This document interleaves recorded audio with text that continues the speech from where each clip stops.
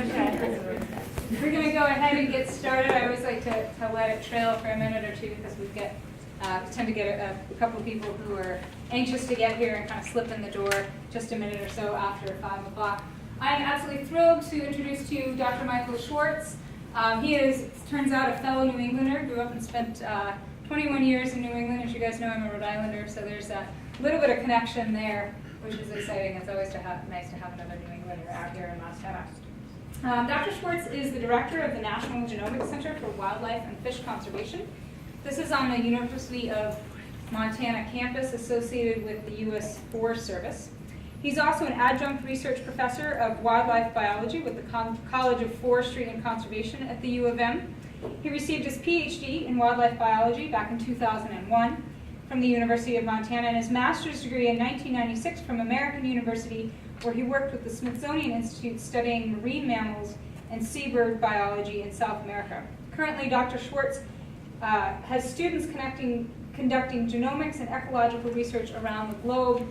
He recently just got back from Europe looking at collaborating with wolf management plans and has had other experience working with the European Spanish lynx, ibex, and other experience around the place. So thank you very much. Well, thank you very much for having me today. I really appreciate the invitation to come over here and share just a few of the things that we're doing at the National Genomics Center for Wildlife and Fish Conservation. Is that too dark? Oh, this is perfect. So I put together a talk called Seeing the Invisible, Detecting Rare Species with Genetic Technologies. And I was trying to think, I really wanted to kind of tie a bunch of our research together, and really what we do is we try to find new insights into wildlife biology populations using genetic and genomic tools. And I couldn't really figure out how to start this talk. I probably spent like 5 hours making one slide. This is like, anyone who's put a talk together recognizes that this happens. And I wasn't just changing the colors of the slides. That's usually a good hour and a half of procrastination. But really, wildlife biology, when you think about it, where did it start? Where did all of our interest in how animals move, where they occur? Where did that all start? And so when you think about it, it really is all a response to market hunting that happened in the 1930s.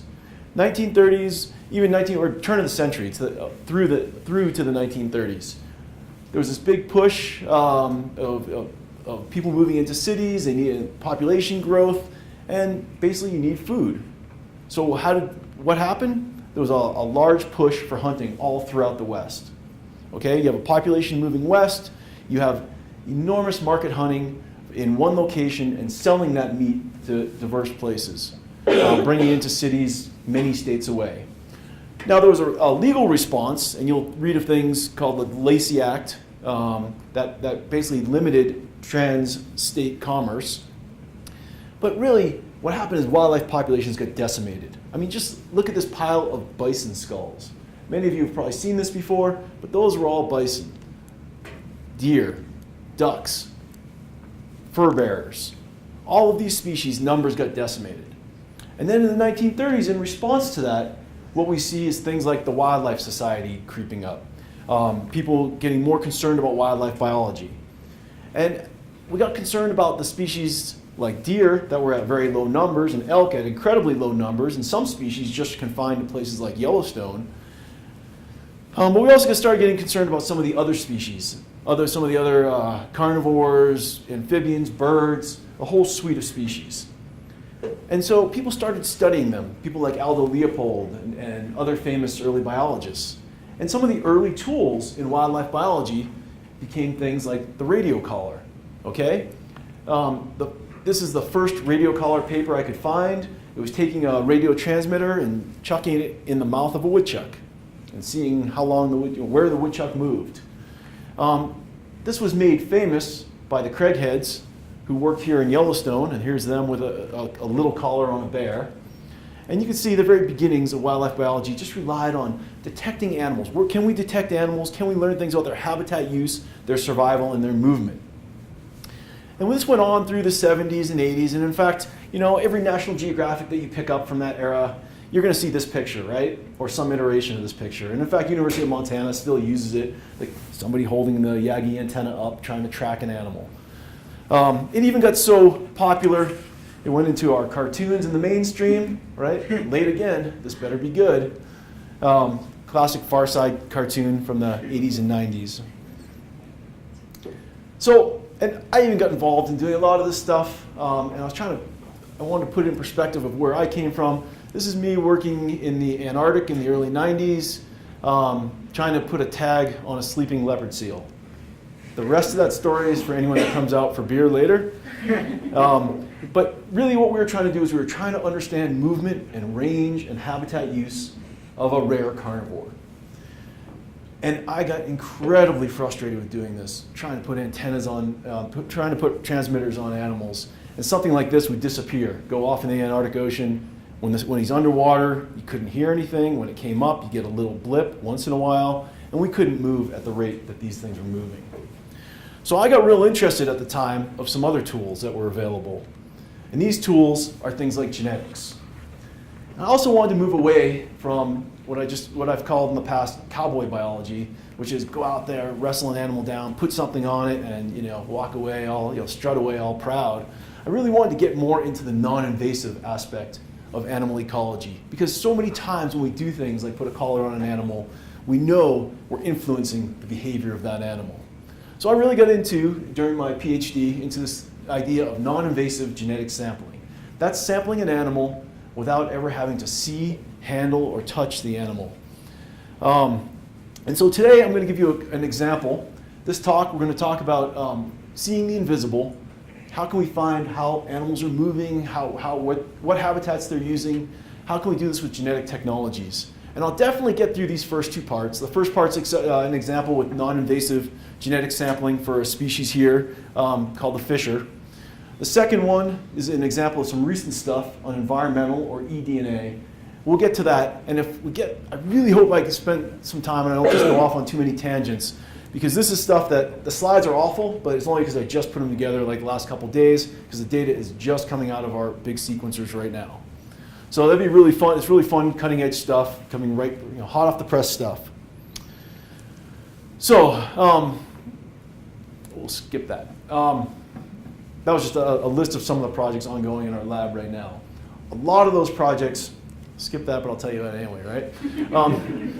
A lot of these projects are really similar. They involve trying to understand things at big, broad scales, trying to do things. I work for a management agency. I work for the U.S. Forest Service, but I work for its research branch. So when you think of Forest Service, you think of timber, recreation, and all that stuff, and fire, of course. That's the big branch of the Forest Service. If you go back to the chief, we're a little tiny branch of research off the top, but we're supposed to provide information for everyone else.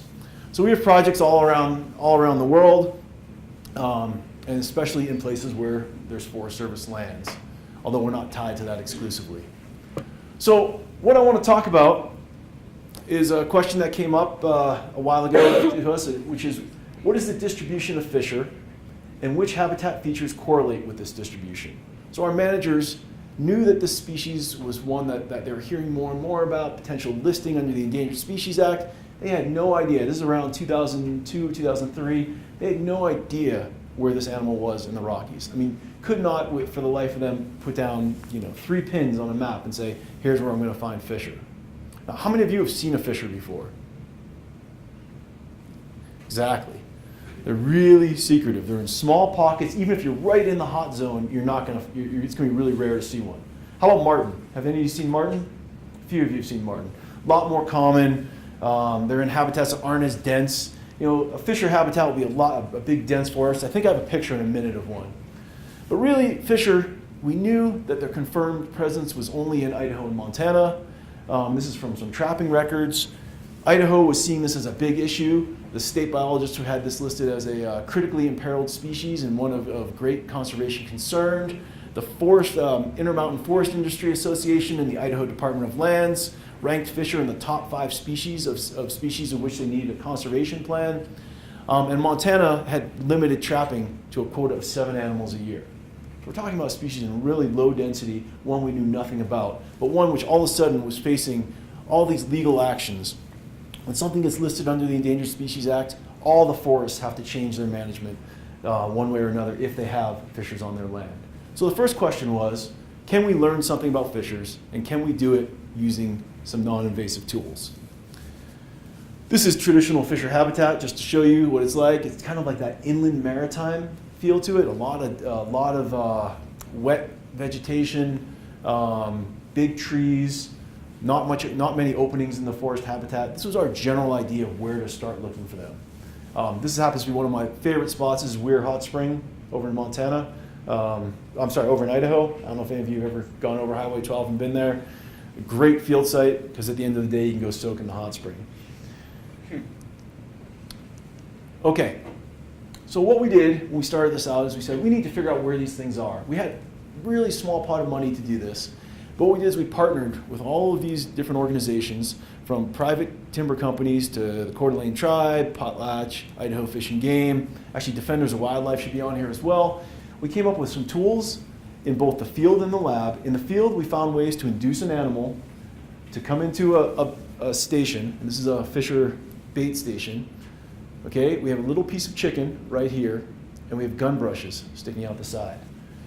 Fisher goes in, rubs against the gun brush, leaves us some hair. Then we developed a series of laboratory tools that allowed us to take a single hair and determine the species, the sex, and which individual it was.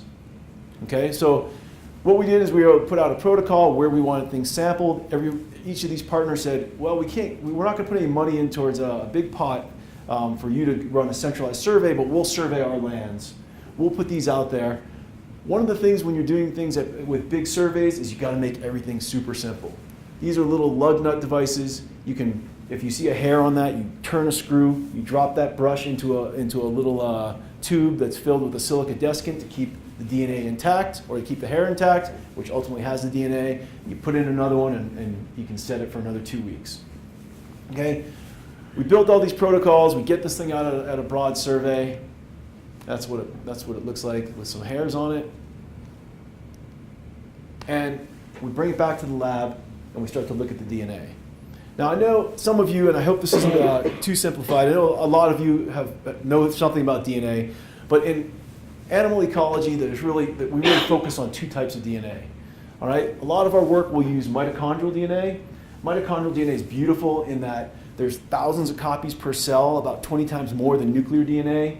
It's maternally inherited, which is kind of a unique thing, which isn't that important for right now, but that means that basically any genetic signal we find comes from mom with no contribution from dad, and it's highly conserved. And highly conserved is really important here.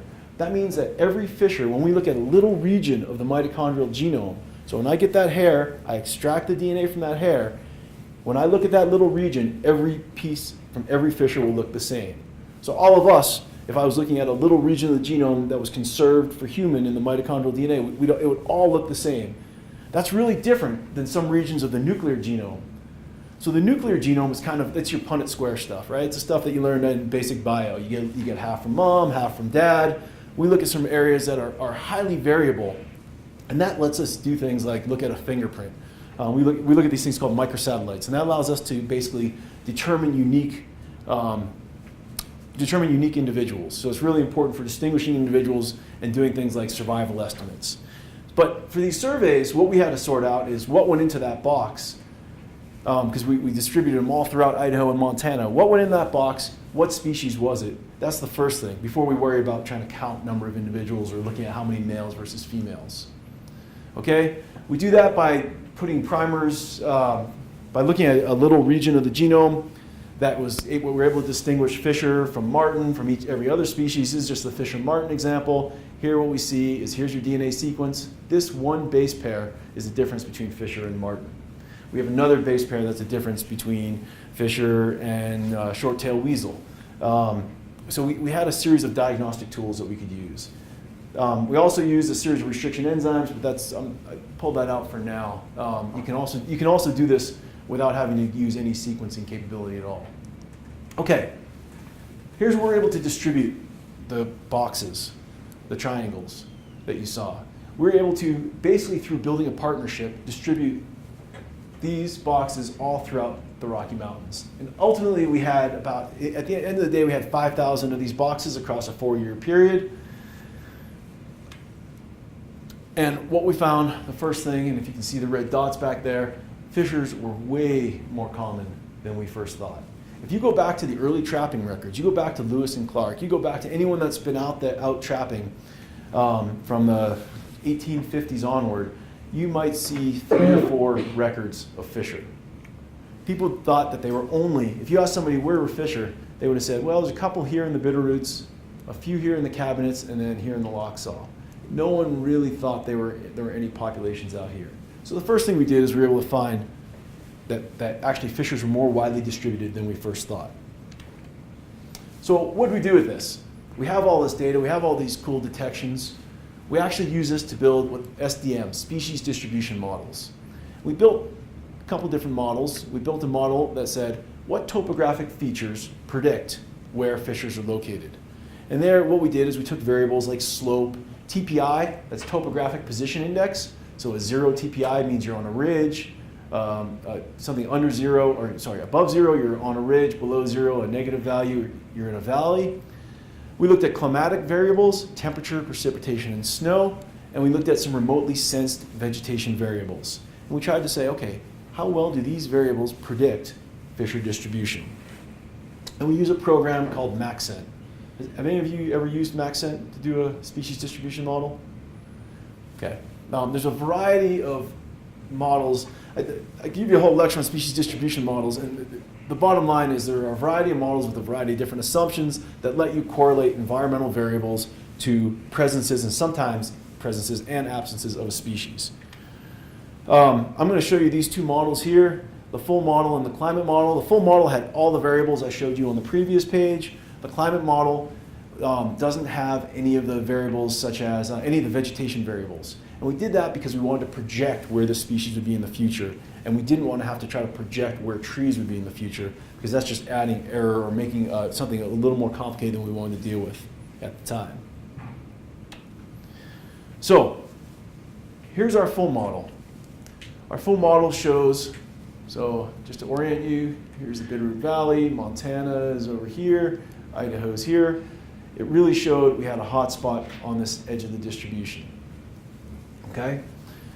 And as people had expected, you do occasionally get these little fingers of each of the little Bitterroot draws or drainages. Each one of those could be a hot spot, or it could have a habitat that a fisher could use. What were the response variables, the response curves? Well, you can see canopy height was really important to a point. Topographic position, TPI was negative, so they liked that basin. They didn't want things. They didn't want to be on the ridge. They wanted to be in the basin. Now, I don't think it's because they like to hang out at the bottom of a basin. I think that's a place where you actually have higher degrees of moisture growing bigger trees than when you're up being exposed on a ridge. We saw a big signal with lower montane riparian or mesic forests, and annual precipitation. They liked it wet to a point. Once it got too wet, they stopped showing up. And the model didn't predict that they would be there. Now for the climatic model, we see something really similar. So when we pull out all the vegetation variables, we see a really strong climate signal. And here we had mean annual precipitation showing up, topographic position index, and mean temperature in the coldest month. So they don't want it too warm, and that's probably because you have evapotranspiration issues that are going on where you're not, if it's too warm, you're not going to be able to grow anything large.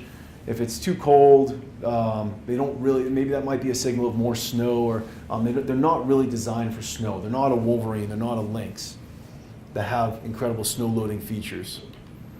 So we have these models. We can predict we can see where our models predicted they were now. All right, and one of the nice things is that even if we didn't sample an area, one of the nice things about models, right? We know, everybody knows all models are wrong.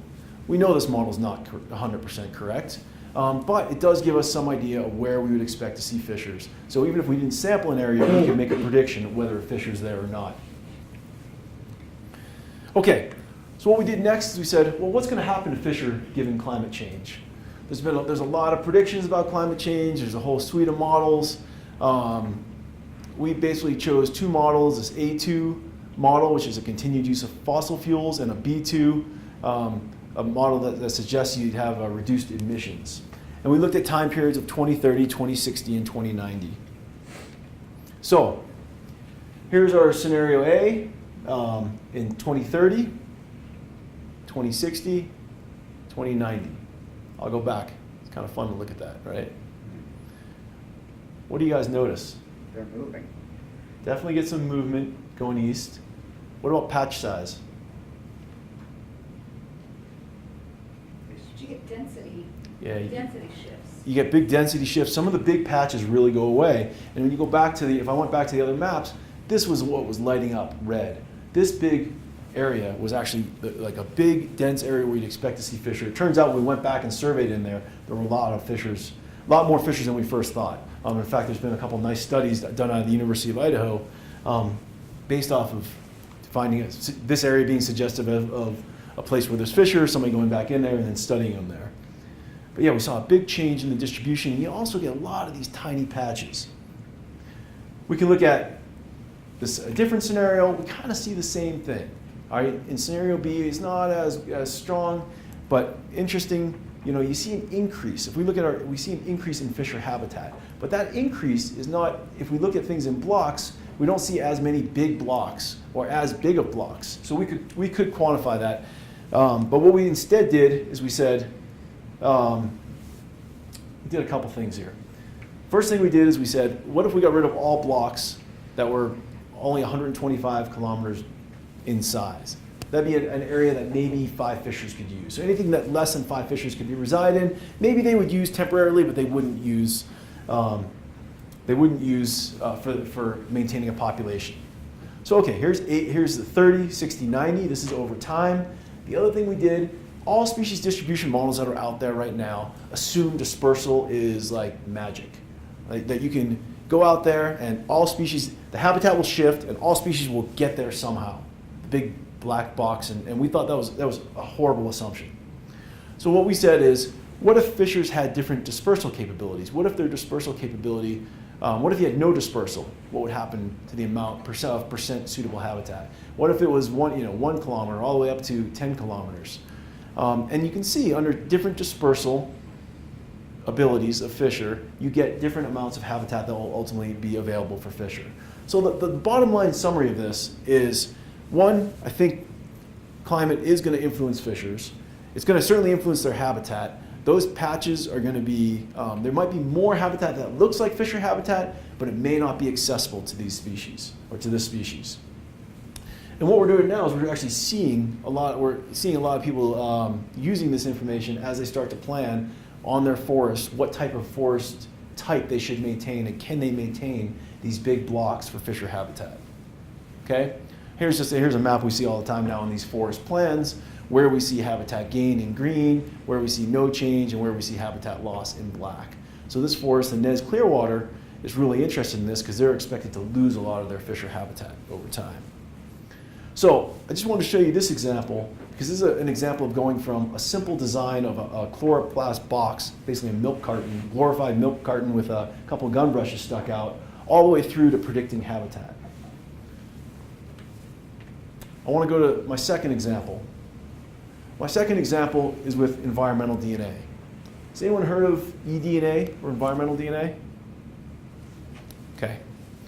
This is kind of one of those gee whiz, amazingly cool things. I wish I had discovered it. eDNA is free-floating DNA found in lakes, rivers, soil, and air. Okay? Presumably it's DNA that's shed from an organism and is present in the aqueous environment, often in microscopic bits of tissue. So, what does that mean?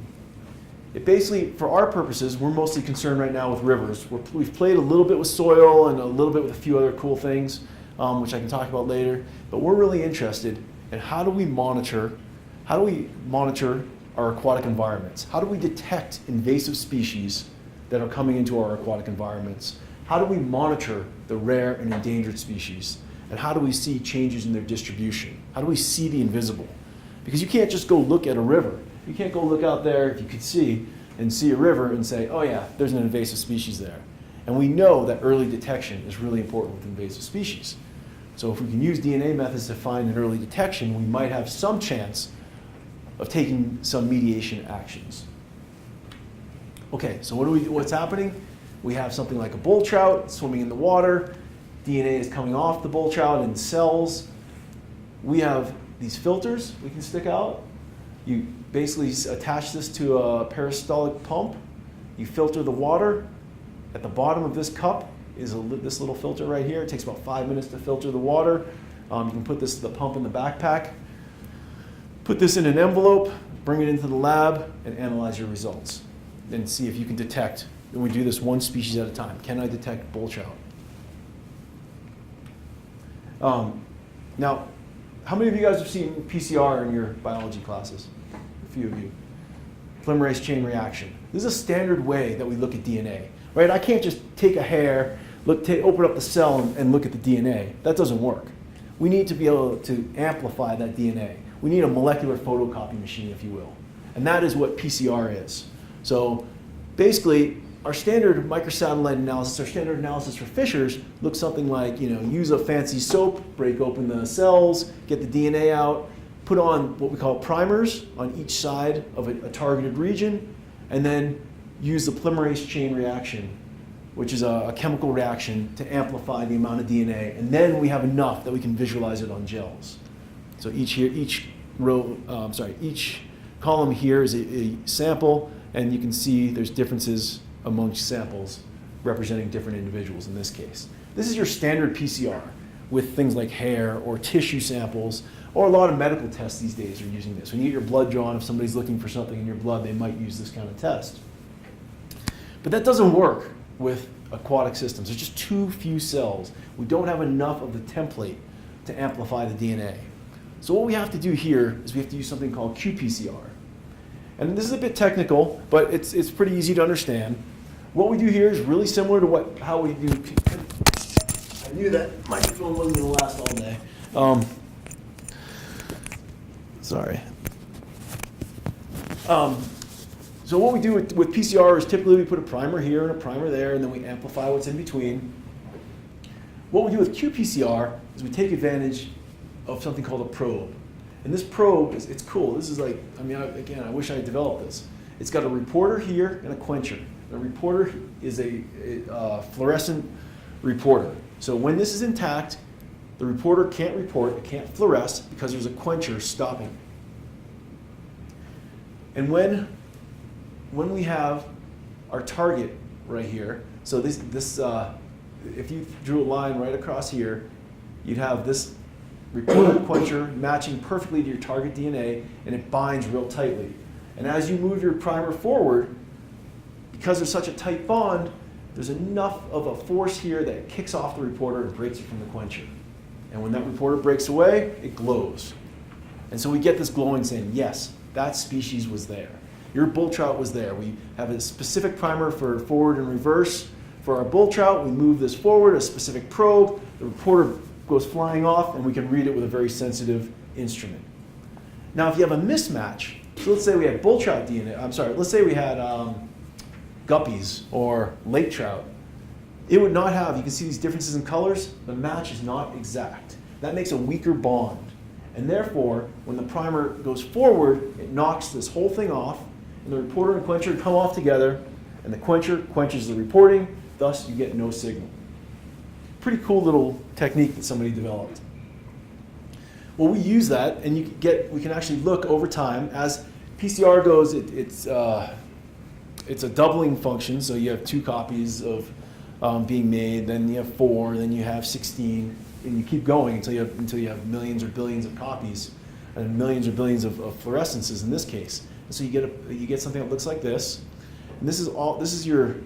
If we were looking at bull trout, we'd get a curve that suggests that we have bull trout. That this is the reporting right here. And what we can do is we know that these are all standard curves with different amount of DNA. If we have more DNA, this comes up really quick and really early. And when you have less DNA, it comes up a lot later. So we actually can start to get at the amount of DNA in the water with this approach. So if we ran a sample and it was here, we could say, okay, we know approximately how many DNA cells are in the water. So this is just a quick aside of how this new technology works. That's letting us look for, I think we're finding now half a cell per reaction is what we can detect in the water. That means we go out there and we scoop water, just a few cells, and we can detect it. So what do? we decided to try this with species that were related. We built some markers for bull trout, lake trout, and brook trout. Bull trout, you can see here in black, get that beautiful curve. Lake trout, you don't get anything. You get a little bit here, but these are closely related species. But we wanted to make sure that our tools worked even when both species were together, because we thought there might be some competition that occurs. And sure enough, our first go through with bull trout and lake trout, when we did a 1 to 10 and 1 to 100 concentration, what we see is this bull trout signal. We have bull trout in our reaction. It dissipated. It went away. So we had to go back and redesign this whole primer system. We had to do some different things, because we know places like Flathead Lake, there are a few bull trout, but there are billions of lake trout. Well, not billions, but there are a lot of lake trout, right? Mac days and all that stuff. You know, those are lake trout.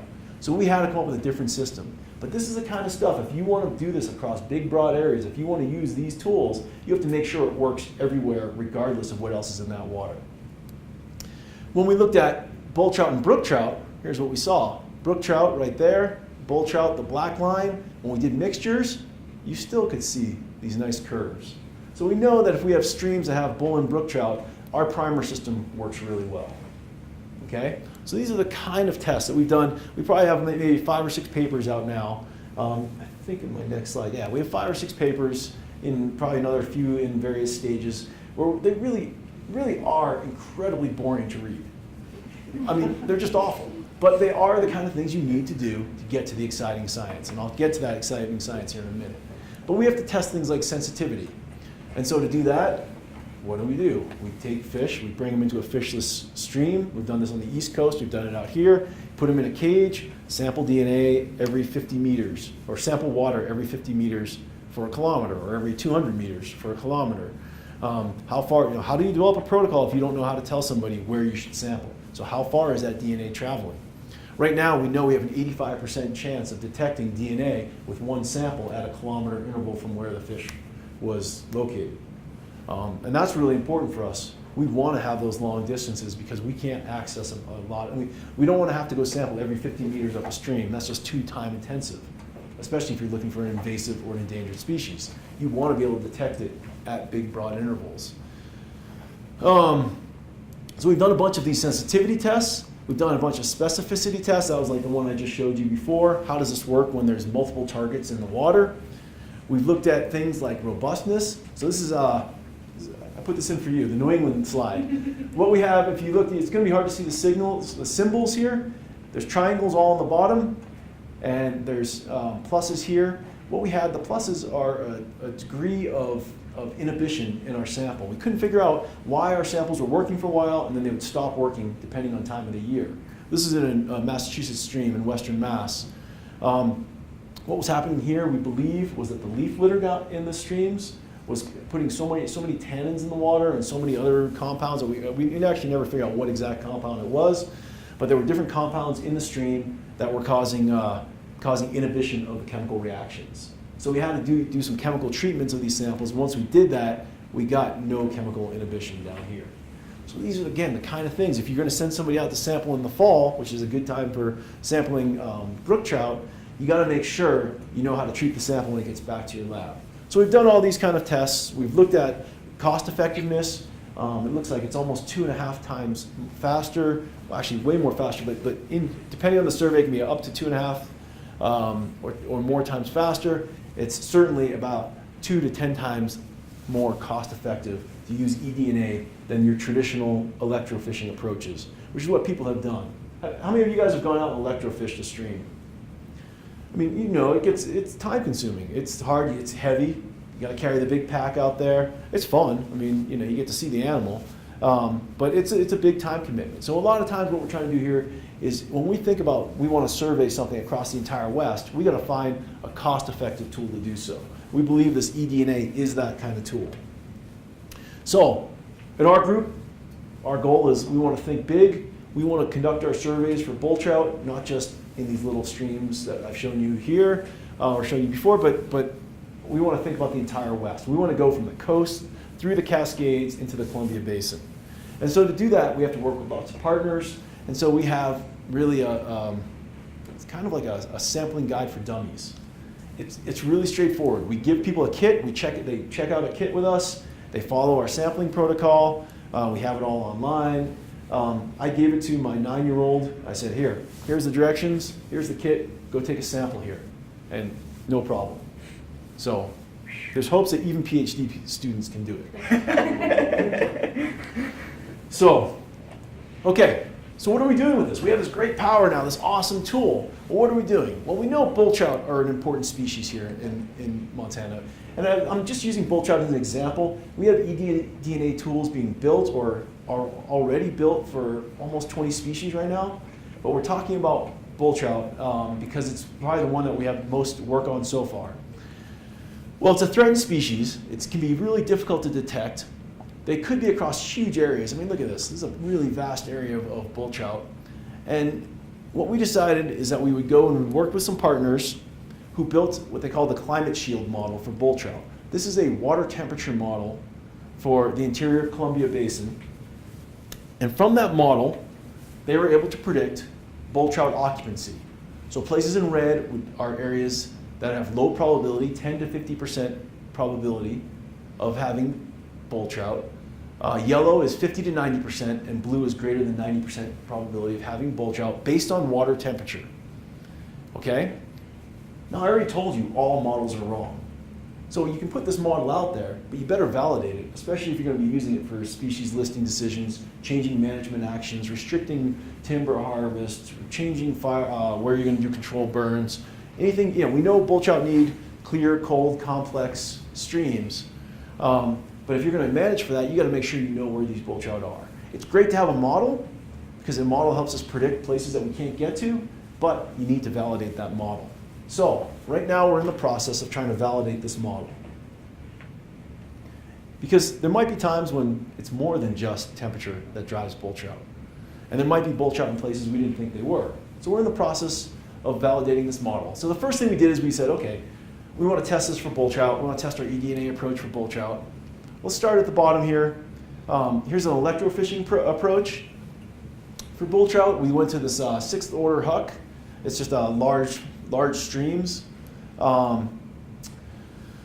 Okay, this is 15 years of data from Montana Fish, Wildlife, and Parks. And this is a paper that it's just finally got accepted this week. It's been one of those that's taking forever to get that final acceptance. But it's finally accepted. It's in collaboration. We did it in collaboration with Fish, Wildlife, and Parks because they were able to share a bunch of their electrofishing data. They went out there and through their years, 15 years of data, they looked at places like Owlbear Creek where they had bull trout detections all the way up the creek, and then no detections here. Here's Little Joe Creek in the St. Regis. Again, nothing in the headwaters, everything down low. And here is the area around the Montana border. Okay, now here's our eDNA work. This is a week and a half of sampling.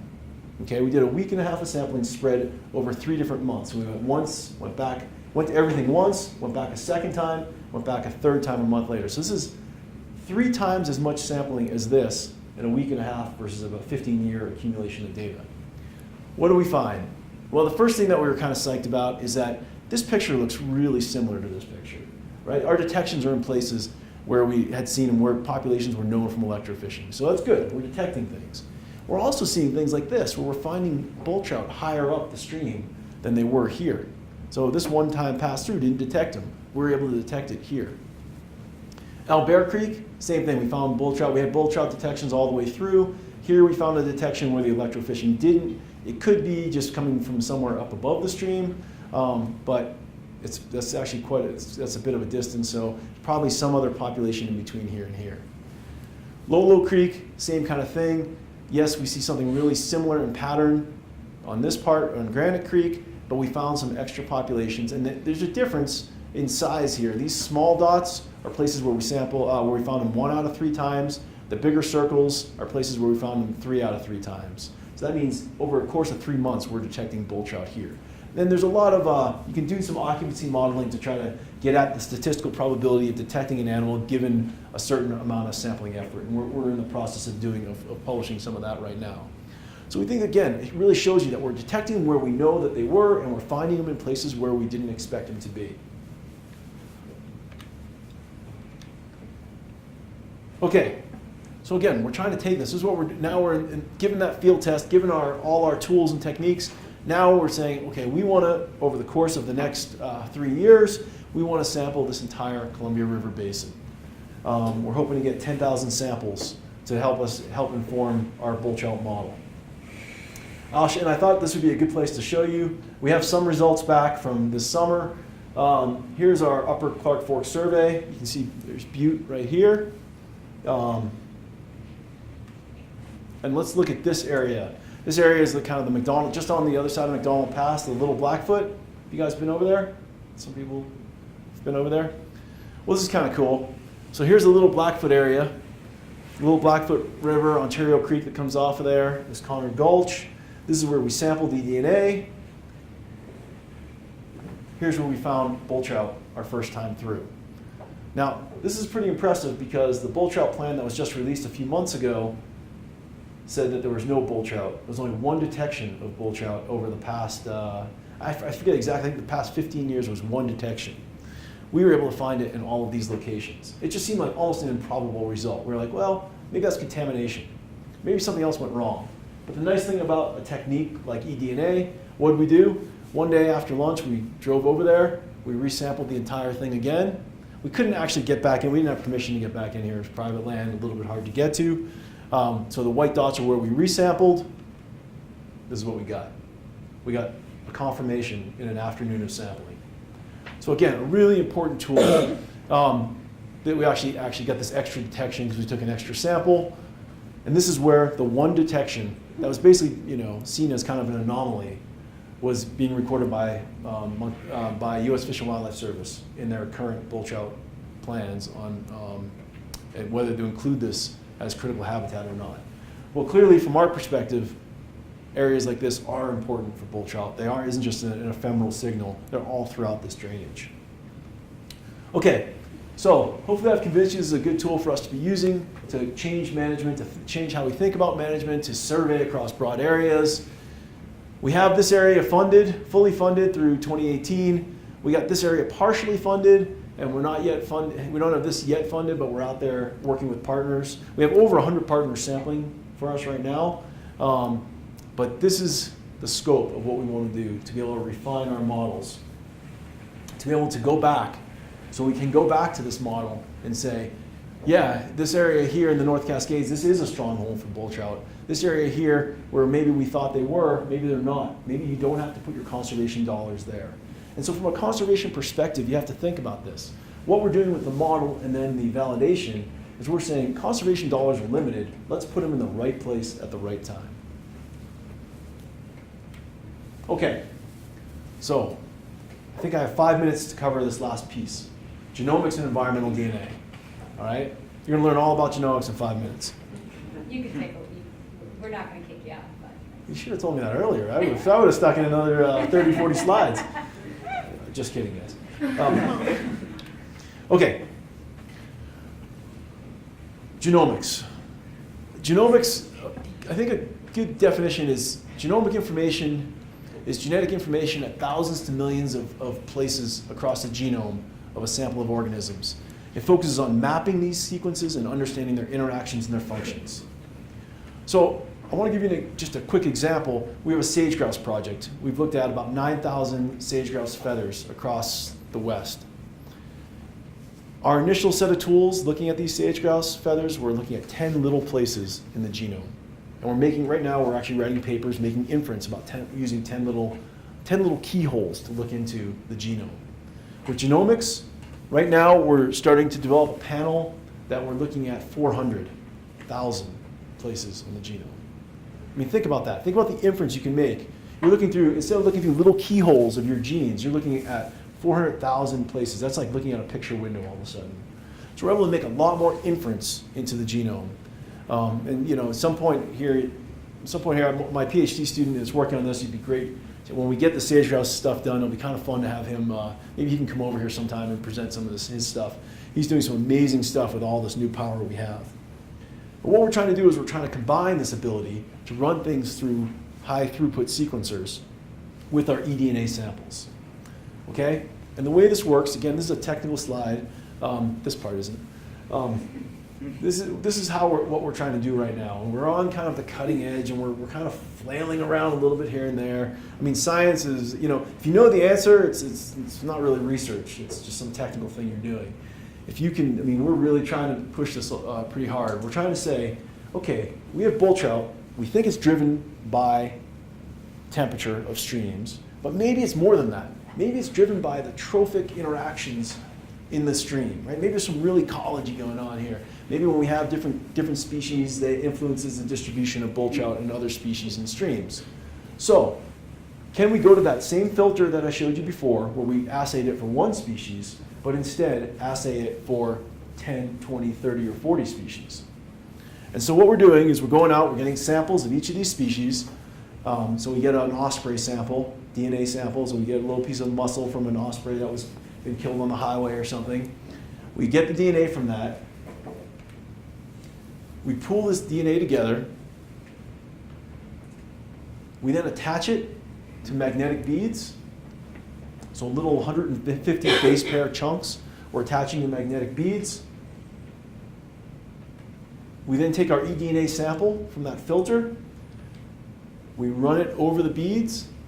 This is called a capture approach. And when you have your targets, they stick to those. So when you have the osprey in the sample, it sticks to that place on the bead. We then eliminate the non-target DNA, so we don't have to sequence all of this stuff. And when you think about it, what's in a stream? There is a ton of bacteria. There's a ton of fungus. There's a lot of things in there we don't want to waste our sequencing power on. We want to be sequencing things that matter. Okay, we then, after we've eliminated our non-target DNA, we literally take a magnet, pull these targeted sequences out because it's attached to a magnetic bead. We then strip the sequences off that bead, and we run this through a high throughput sequencer. And we're able to say, this species is here, this one's here, this one's here, this one's not. Okay? And so all we need to do, depending on where we are and what species we're interested in, is change our initial capture approach, and change what we attach to that magnetic strip. So right now, one of the things that we're doing, I'm about to hire a postdoc that's going to look at aquatic invasive species. We want to design one of these that tests for 40 or 50 aquatic invasive species. Things like zebra mussels, or rock snot, or milfoil, or brook trout. Maybe we can design a panel that has 40 or 50 different species all at once that we can assay for. So we can run this and get ahead of the invasive species problems. Okay, so we tested this out recently. We actually ran a large test, and I didn't get a chance to compile all of our data. This is actually kind of the culmination of a 2-year test for us. We did a lot of, I'd say the majority of our tests, we've taken lab mixtures. We've taken like 4 species and mixed them in 25% of each species, and then seen what we can get back in the sequencer, or 50-50 of 2 species. And we've done a whole series of different tests. We also thought we'd want to try it with some real eDNA samples. This is Missoula, Montana. This is Rattlesnake Creek, which runs into right downtown Missoula. We sampled all the way from the bottom all the way up to the top of, well, not to the top, about 8 miles up from where the Forest Service land starts, about 14 miles up the stream. We took eDNA samples, and we ran it through this approach that I just showed you, this capture approach. Now, we got the data back. One of the biggest problems that we have, and if you guys want a job in the future, get into bioinformatics. Okay, that's how you use, it's using computers to sort through large data sets. We get stuck. So I used to get results back. I throw it into Excel. I play with the data in Microsoft Excel. I might get a few kilobytes of data. Now with these sequencers, I'm getting about a terabyte of information back of A's and C's and T's and G's. It is complex to figure out how to use this data.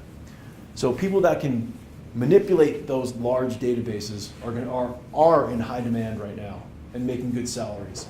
So again, if I was going to school right now, I'd totally be about bioinformatics. So the first thing we did is we went and we got this big database back, and we sorted as best we could through the little chunks of data. And then when we take each of those little chunks of sequence, and I just ran it against the NIH database. And this is actually kind of a cool story. took it, the first few samples here. It was really disappointing. First 3 or 4 samples here, it was all necrotizing bacteria for fish. Fish-specific necrotizing bacteria. So bacteria that's eating away at fish. So I was like, uh-oh, this is a failure. And then, I mean, literally, we were just like, this was like, we got the data back, we didn't know how to analyze it yet. We were taking little pieces of a terabyte, like little tiny chunks, and running it against a national database. We kept getting back bacteria, bacteria, bacteria. We finally got a fish. We were like, oh, this is great. We got a fish that was supposed to be there. We played this game again as we were working with our bioinformatician to try to get him to build the sorting programs. We were like, well, we can't wait. I mean, you just get so excited. You can't wait for these results. You start to do this by hand. And if we did the whole thing by hand, I wouldn't be giving this talk for 20 years. But one of the oddest results we got is when we took this right here, this piece from this sample, downtown Missoula. One of the first things we got, like maybe our 5th try of just goofing around and checking this into the national database, we got cannabis. Right? Of course, University of Montana right there. Right? Okay, so here's our results. This is the one slide I have from this that I'm going to show you.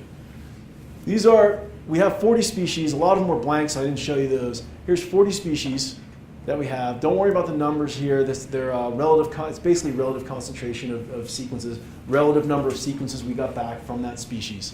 So again, this is environmental DNA samples. This is just a few of them.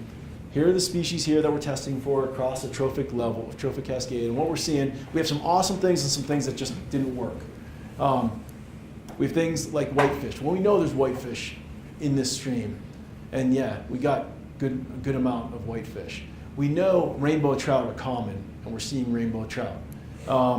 We know there's no grayling there. That's good, there's no grayling. Tailed frogs, we're disappointed because I know there's tailed frogs there. We're gonna have to go back and redesign this.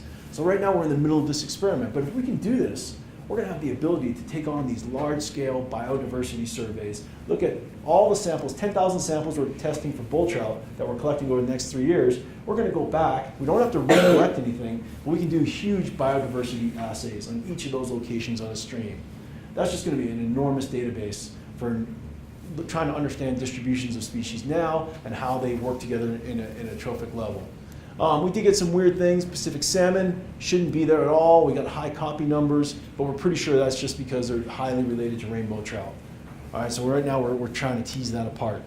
One of the coolest things from my perspective, I'm happy we didn't get any nutria. Nutria is a major invasive species that's definitely coming our way. Certainly moving up, it's getting up towards the Clearwater River right now. They're getting up there, and they're gonna change the bank structures if they get in Montana. We got a little bit of human DNA. I don't want to know what that was. But what's cool is this sample here, 11, we got beaver DNA. And what's really cool is I took that sample right down here. That's a beaver dam. So it's pretty cool that we got the one place we got beaver DNA was right below the beaver dam. That's giving us some confidence that this is actually working the way it's supposed to work. But we're still a ways away. We're still a few experiments away from having this down as a biodiversity assay. Okay, here's my one take-home message, and then I'll take any questions. Bottom line is both non-invasive sampling, so go back, remember, like, probably feels like 5 years ago when I talked about fishers. Non-invasive sampling, which we use for sage grouse, which we use for fishers, which we use for a large suite of species, and eDNA sampling, they're tools that we can use to tackle problems across broad areas.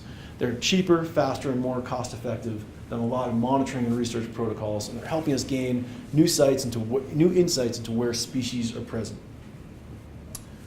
With that, I think I'll take any questions if you guys have any.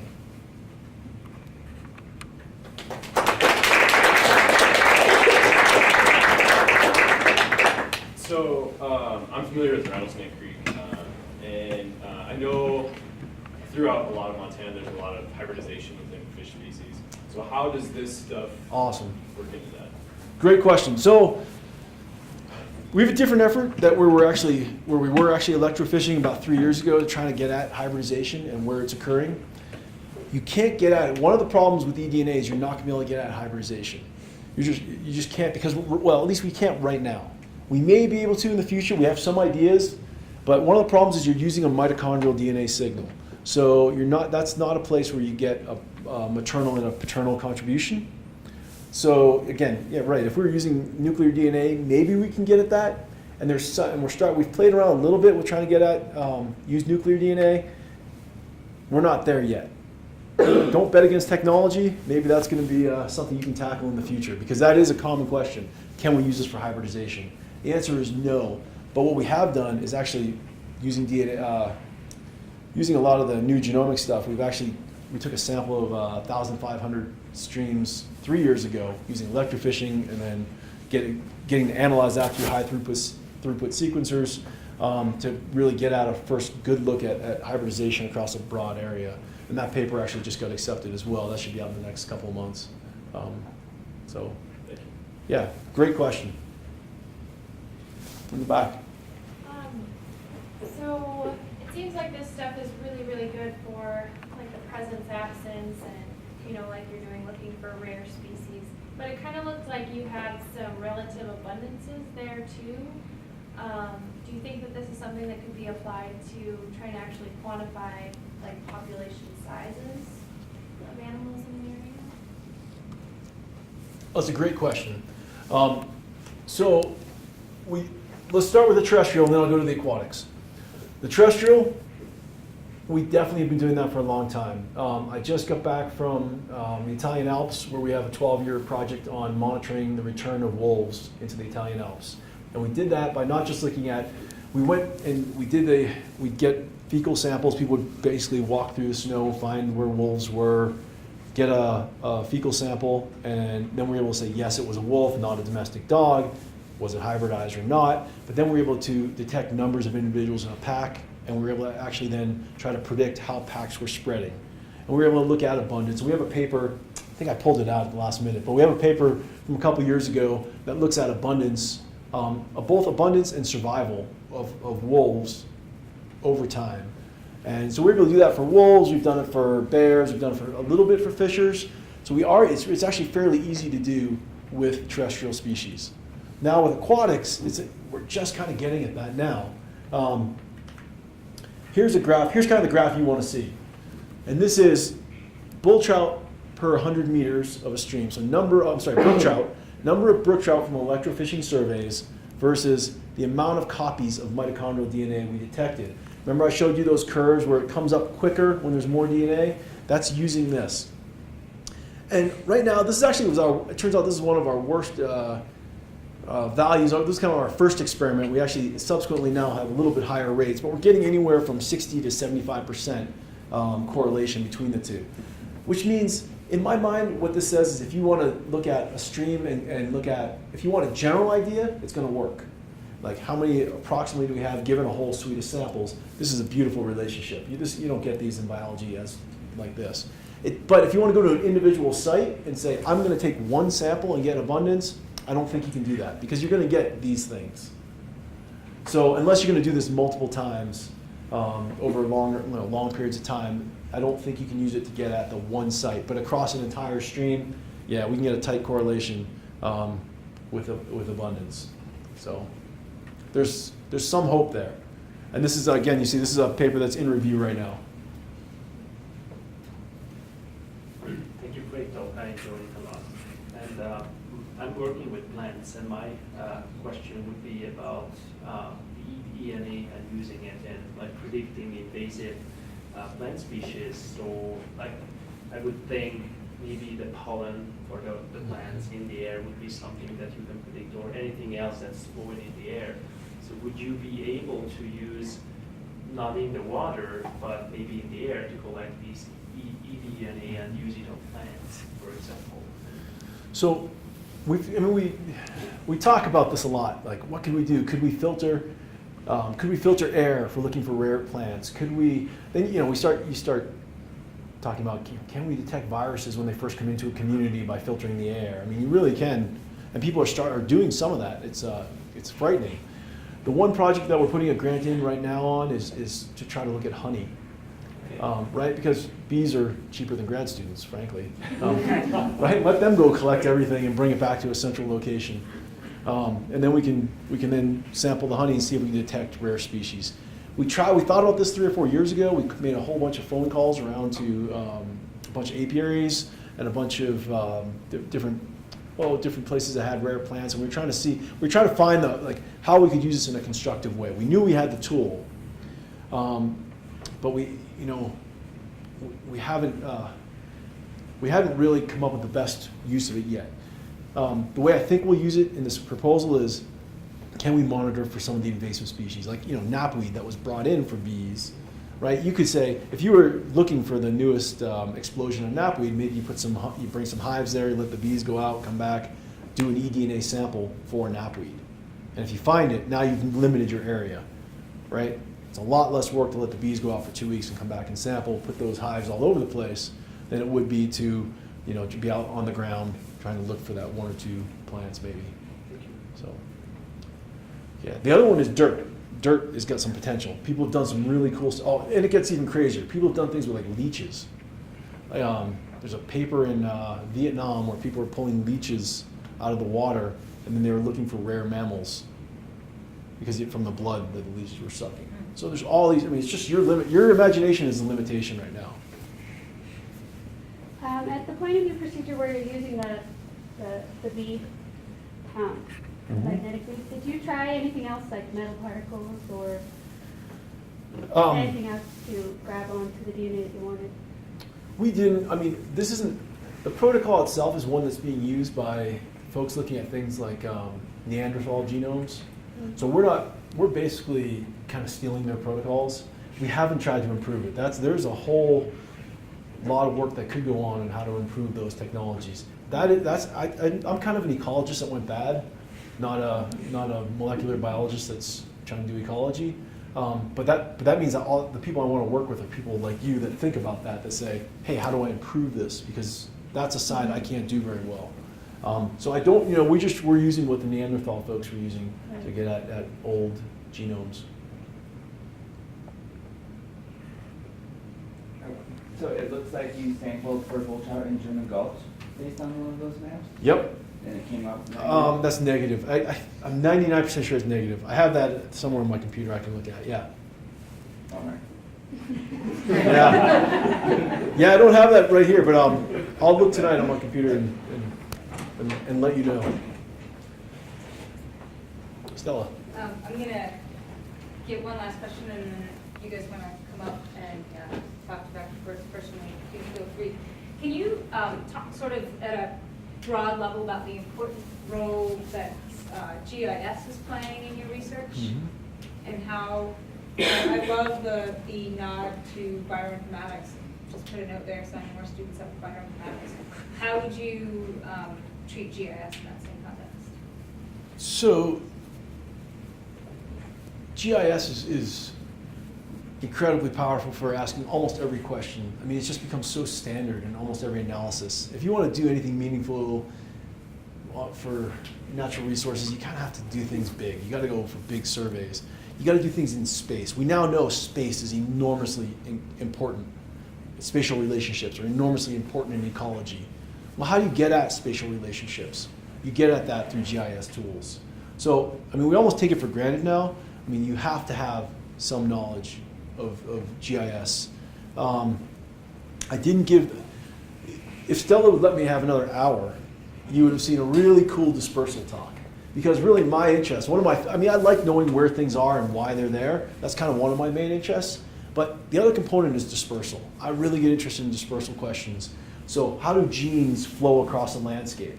Right, so we can collect genes, and I want to know why is this one here that's related to this one here? How did they get from here to here?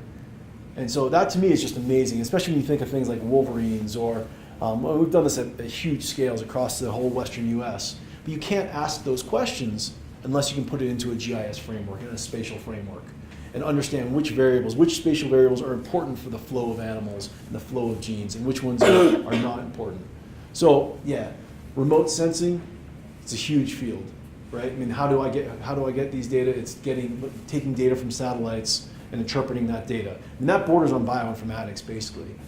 There's GIS, actually manipulating that spatial data and understanding spatial statistics, enormously important. And then just bioinformatics in general. How do you deal with large data sets? I mean, I'm limited myself, or at least I was a few years ago. If it didn't fit into Excel, if it didn't blow up Excel, I could do it. mean, that's an exaggeration to a point, but now I can't fit all this data into any of my old standard tools. So now I'm using all these new tools. I mean, I can't imagine coming out of school. I'd want to come out of school. All my grad students are coming out knowing some GIS, knowing some R, and knowing some either Python or Perl, or one of the other bioinformatic programs. You walk out with those tools and you're going to be marketable right now. And the lab work, honestly, I think it's important. If somebody was interested in genetics, you need to do some lab work, but there's a lot of genetics that can be done. You can hire out a lot of the lab work these days. So you need to have some lab skills, and there are people that are specialists. I have an army of technicians that are specialists in lab work. But more importantly are some of those computer skills to process what we're developing in the lab. So. Thank you. All right. Well, I'm looking at the weather. I'm sure some people want to get on the road. Other people want to go grab pizza and beer. But Hardy thinks this was absolutely fantastic. And I have to say, it could not have been more timely. How many people here in ecology and have that? We just went over the errors of wildlife management, and I had that bison picture up there. I'm like, this picture is so important, and that was yesterday. It was a seamless transition into more advanced applications of ecology. So thank you very much. And again,